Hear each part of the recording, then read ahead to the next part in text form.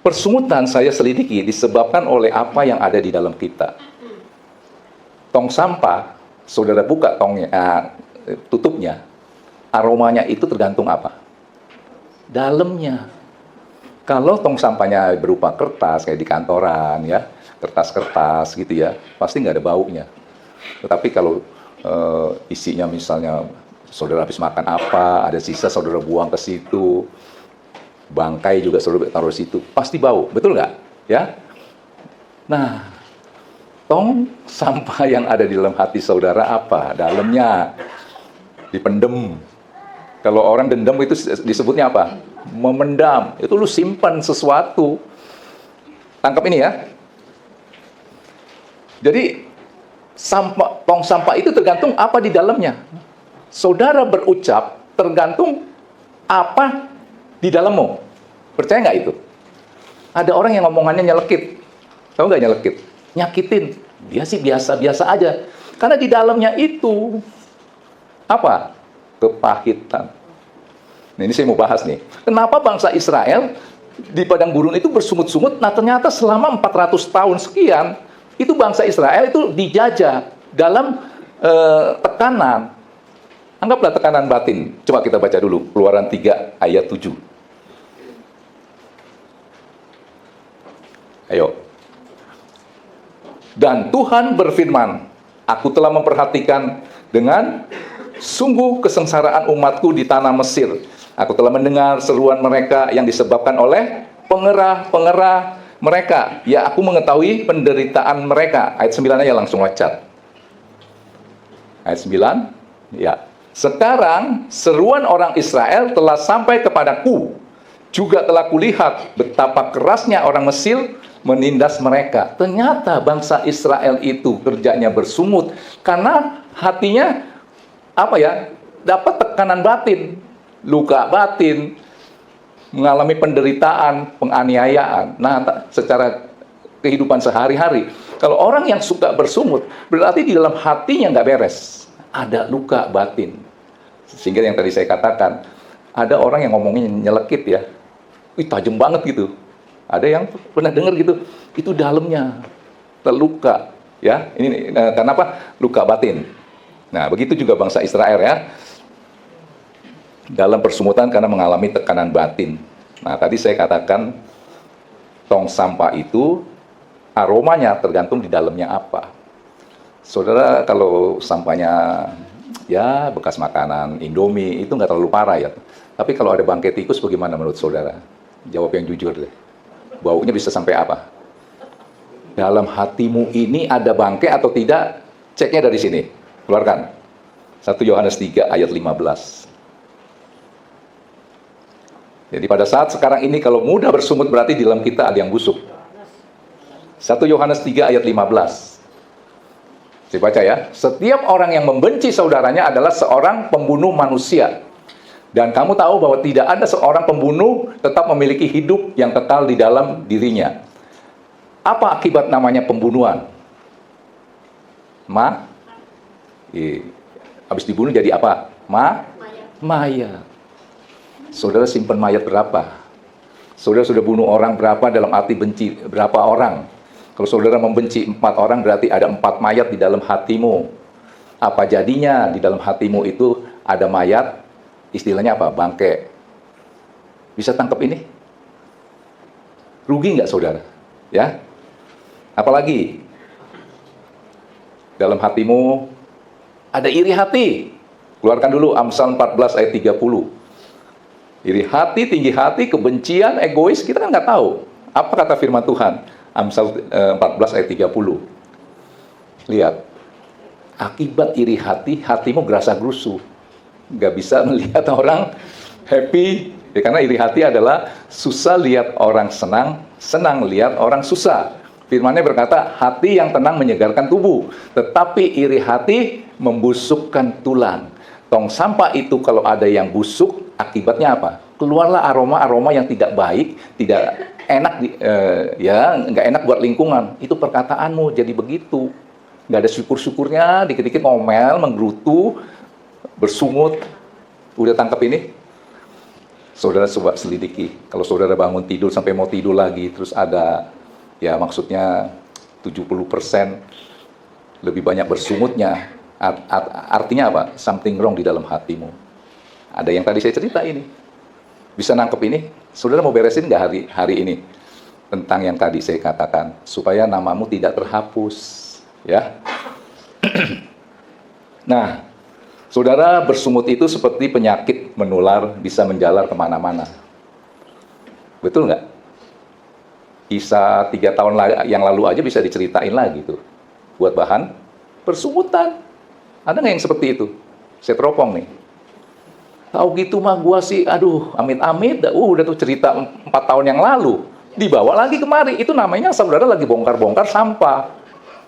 Padahal, ya mendingan dibuang ya. Tetapi karena saudara masih simpan, memendam di sini, kisah 2-3 tahun yang lalu, saudara ungkit-ungkit lagi. Tapi kalau sama, begini, suatu hari saya pernah, ada kertas penting dibuang. Waduh, saya tanya pembantu saya, itu kemana ya, itu penting tuh, aduh udah saya buang. Karena baru 1 hari, saya suruh bongkar, saya cari-cari sendiri di tong sampah, ketemu. Karena baru 1 hari. Tapi kalau udah dibawa pergi, udah dibakar, saya mau cari yang satu kayak faktur itu penting buat saya. Ketemu nggak? Nggak ketemu.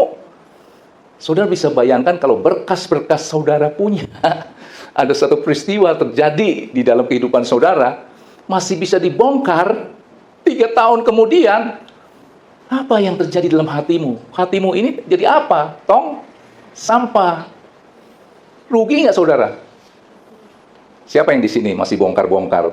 Tahu gitu mah gua. Waduh, ada? Ibu Erna pernah ya?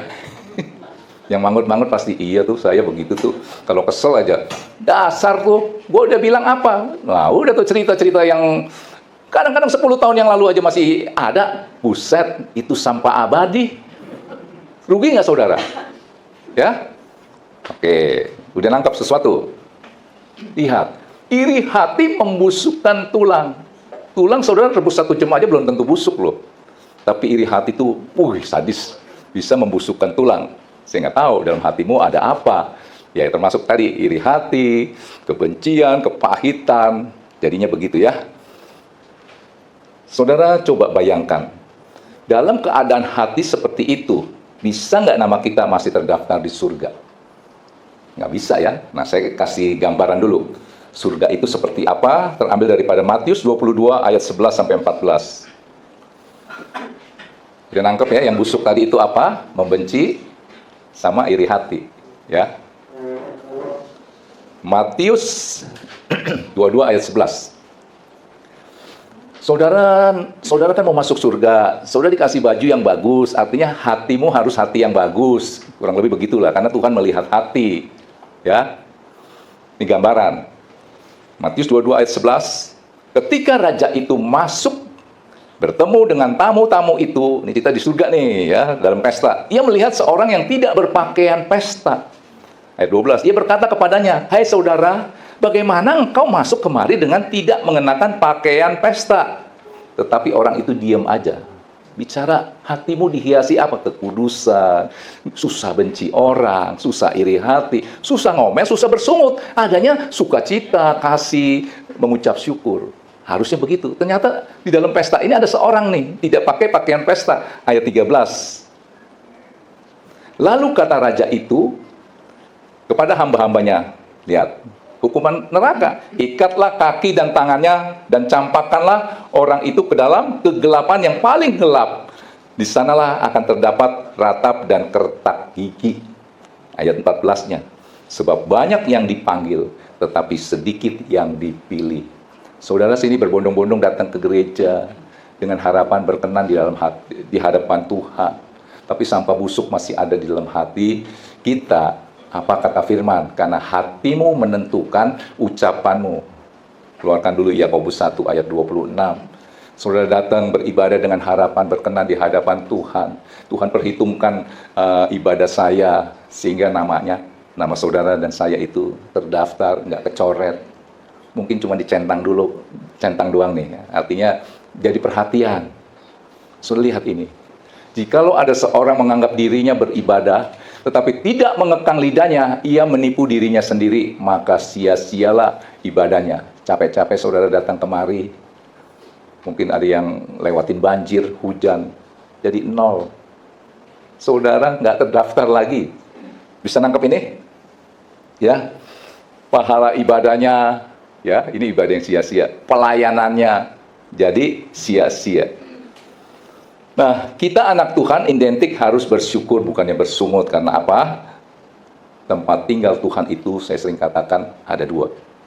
Satu di surga, satu di hati yang selalu mengucap syukur. Saudara setuju dengan saya, dan Alkitab katakan, dan saudara sadar bahwa tubuhmu adalah bait Allah, di mana roh Allah tinggal. Apa saudara nggak bangga? Harusnya saudara bisa mengucap syukur untuk satu hal ini.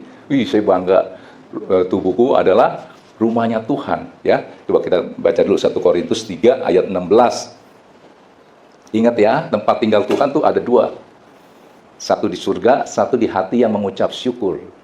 Nah, kalau hatimu penuh persungutan, persungutan diakibatkan apa yang ada dalam hatimu, yaitu tadi saya katakan sampah busuk, bangkai. Tuhan betah nggak? Yang bilang Tuhan lah, saudara betah nggak? Ada bangkai tikus coba nggak usah bilang di lantai, di atas langit-langit aja, baunya kemana-mana. Saudara akan rela untuk membongkar dia punya plafonnya, karena saya udah ngalamin nih. Panggil tukang bongkar, ternyata tikusnya masuk ke situ nggak bisa keluar, dia mati kelaparan, kehausan. Kita nggak mau kan? Begitu juga Tuhan. Saudara mau kan? Roh Allah tinggal di dalam hatimu, menguasai hati pikiranmu, maka hatimu ucapannya adalah bersyukur. Karena ada roh sukacita dari Roh Kudus, ya. Coba saudara baca ini. Tidak tahukah kamu bahwa kamu adalah bait Allah dan bahwa Roh Allah diam di dalam kamu? Harusnya hal ini aja bisa membuat saudara mengucap syukur, ya. Saudara, saya mau katakan begini. Kenapa bersyukur itu penting?